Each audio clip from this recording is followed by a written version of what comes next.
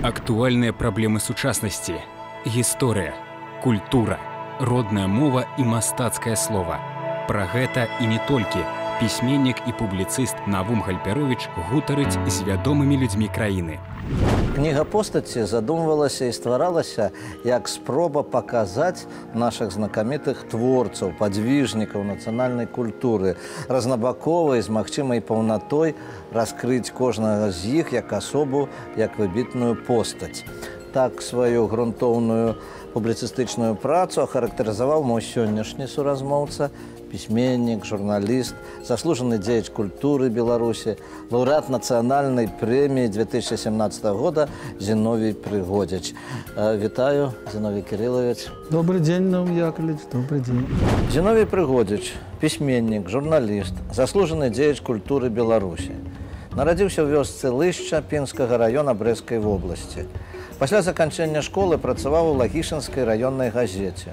Скончыў факультэт журналістыкі Беларускага дзяржаўнага універсітэта.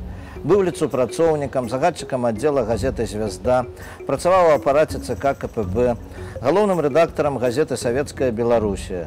Зараз галоўны рэдактар часопіса «Гаспадыня», выкладае ў Белдзяржуніверсітэце, кандыдат філалагічных навук. Зіновій Прыгодзіч, пераможца конкурсу «Лепшая кніга» 2011 года, лаўрэат нацыянальнай літаратурнай прэміі 2017 за кнігу публіцыстыкі «Постаці» з цэлым народам гутарку «Весці», узнагароджаны медалём за вялікі ўклад у літаратуру. Вы атрымалі нацыянальную прэмію літаратурную. Гэтыя 3 тамы «Постаці». Грунтоўная, трохтомная праца. І я ведаю, як вы працуеце, я ведаю, як вы гутарыце з людзьмі, гэта не адна гадзіна, і гэтыя асобы, значныя асобы, колькі іх? Калі па колькасці, то роўна 30 чалавек. Па праўдзе кажучы, ахоплена не ўсё, канешне, но галоўныя знакавыя асобы увайшлі сюды, ў гэты трохтомнік. Прычым я стараўся, каб былі людзі з розных сфер нашай нацыянальнай культуры. З кожным трэба было знайсці сваю мову, свой падыход.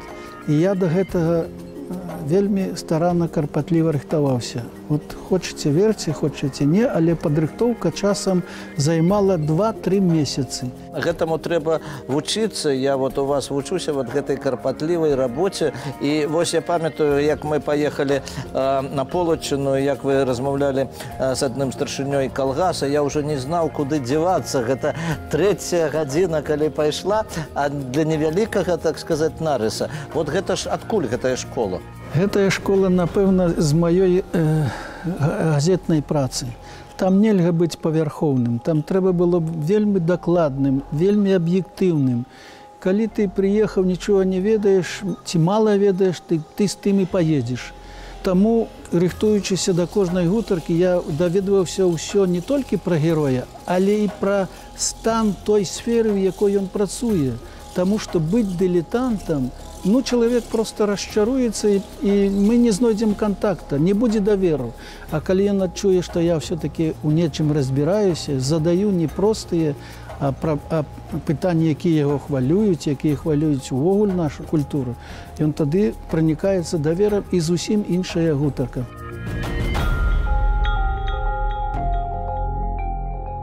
У адной з гэтых кніжак ёсць такая цікавая гутарка з Михайлом Дрынеўскім, кіраўніком хора народнага, музыкантам. Вот як гаварыць з музыкантам, это таксама давялося вывучаць нейкія моманты, звязаныя з музыкай, з харавымі, спевамі? Тут мне было трошкі лягчэй, таму што мы з Дрынеўскім даўнія, не проста знаёмыя, а даўнія сябры.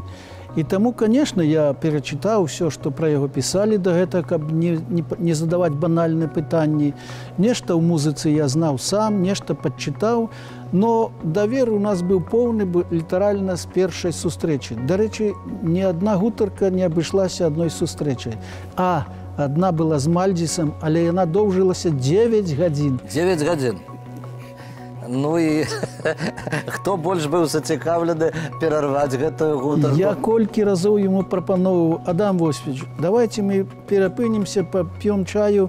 Не, гаворка ў нас ідзе цікавая, давай. І мы зранку да вечара гаманілі. Але гэта кніга ж для таго, каб яе чыталі, гэтыя кнігі, дзеля таго, каб людзі адчувалі веліч гэтых людзей, ганарыліся імі, таму што верыце вы, што героі гэтых вашых аповедаў гэта прыклад для сённяшняй моладзі? Урэшце рэшт, гэта і тая звышзадача, якую я ставіў з самага пачатку. Не толькі расказаць, але і каб яны былі прыкладам і жыццёвым, і творчым.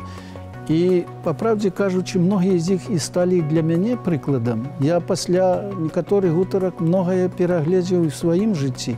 Вот самы павучальны прыклад, ці самы яскравы прыклад, была ў мяне сустрэча з Михаілам Фінбергам.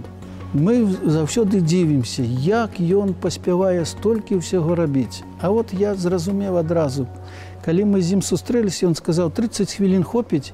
Я кажу: Михаил Яковлевич, у мяне 50 пытанняў. Нават калі на пытанне вы па хвіліне будзеце адказваць, дык ужо гадзіну. Ну ладно, пачынаем. І ён мяне так гнаў. Дарэчы, адказваў на пытанні коротка, па-дзелавому, абсалютна не расплываючыся ні влева, ні ўправа. Было вельмі лёгка працаваць з гэтым тэкстам. Але праз недзе гадзіну 10, гадзіну 15 мы гаварылі, у мяне была мокрая спіна. Настолькі ён шчыльна і плотна, што называецца, працаваў. Ён паспявае многа зрабіць, таму што ў яго жалезная дысцыпліна. Вельмі хорошы прыклад, актуальны для сённяшняга дня, Валянціна Гаявая, мастацкі кіраўнік Харошак. Яна сама руская, прыехала ў Беларусь, па размеркаванню, а можа нават трошкі і выпадкова трапіла. І руская па нацыянальнасці зрабіла столькі для нашай беларускай культуры, для яе развіцця, для яе прапаганды, што дай Бог кожнаму з нас, беларусаў, столькі зрабіць. Як, дарэчы, і Мулявін, як, дарэчы, Гайда.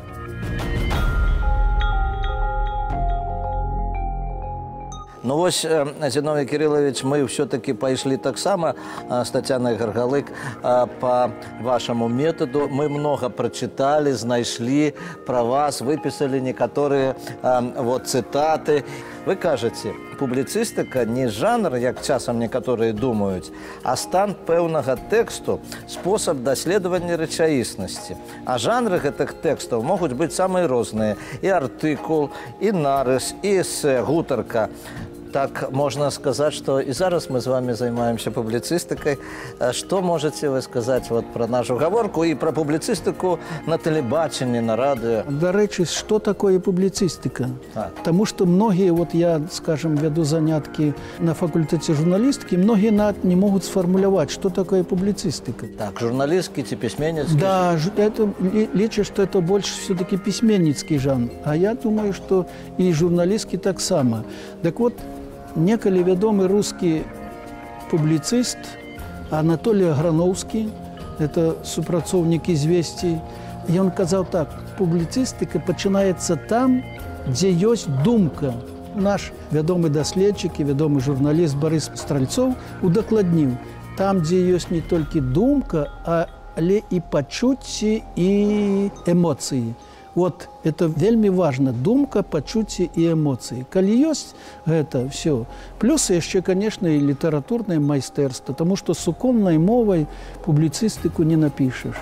Ну, конечно, калі радыё і тэлепубліцыстыка, там можна ўзяць настроем, там можна ўзяць эмоцыямі, а вось калі вялікі нарыс, вялікі глыбокі нарыс даследавання, вось там, дзе прымяніць эмацыянальнае напаўненне.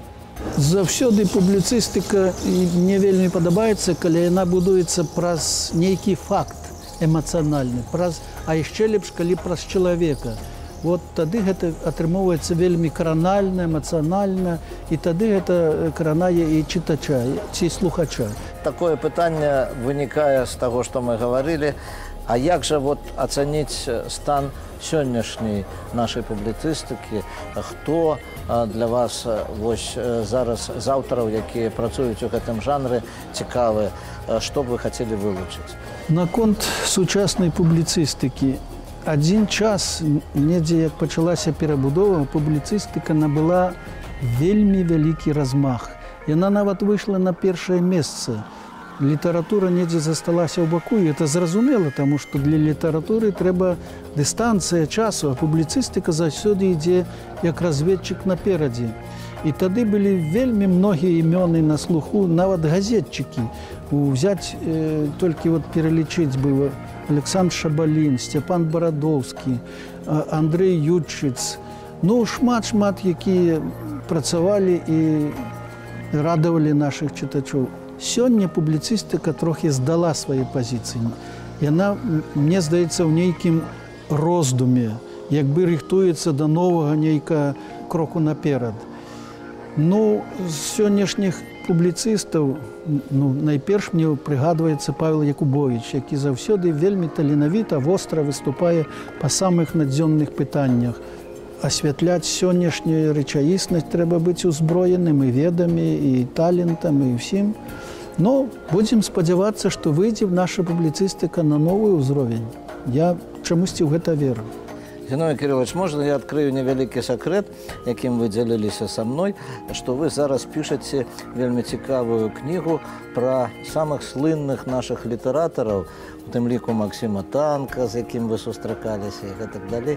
Рыхтуючы гэты трохтомнік, я адчуў, што не ўсё ўвайшло і пра Быкова, не ўсё ўвайшло ў гэтыя кнігі пра Бураўкіна. І хацелася б сказаць нейкія словы пра тых людзей, тых знакамітых пісьменнікаў, з якімі мне пашчасціла сустракацца. І тады я пачаў дапаўняць, успамінаць, успаміны запісваць. І так незаўважна склалася цэлая кніга. Туды і Мележ, і Шамякін, і Максім Танк, і Бураўкін, і Янка Сіпакоў, і пра іх, і іх думкі. І мне здаецца, што можа атрымацца неблагая кніга. Я яе назваў «Літаратура як лёс». Для іх, для кожнага з іх літаратура гэта быў іх лёс. А падзагаловак пра літаратараў і літаратуру.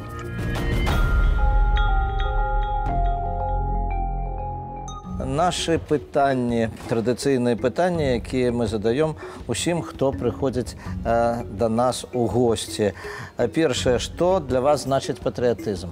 Банальна, відаць, я адкажу, нічога новага не змагу сфармуляваць. Гэта любоў да радзімы, да той малой радзімы, дзе ты нарадзіўся, вырас, узгадаваўся. Дзякуй. Якія кнігі варта прачытаць кожнаму беларусу? Перш за ўсё, конечно, беларусу важна прачытаць нашы класічныя кнігі, пачынаючы ад Якуба Коласа «Янкі Купалы» і заканчваючы апошнім Караткевіча, там, скажем, Мележа. Сённяшніх аўтараў я называць не буду, ім яшчэ трэба ўваходзіць і ўваходзіць, но знаёміцца, безумоўна, трэба. Што зараз чытаеце? Што зараз? Якраз на стале ляжыць Максім Танк. І пра Максіма Танка я адкрыў у Калесніка вельмі хорошае эсэ «Будзённы дзень з Максімам Танкам». Ну, проста цуд. Зачытаўся, як ён глыбока расказаў і пра Танка, і пра яго творчасць. А Танк – это, наогул, мой любімы паэт. Дзякуй.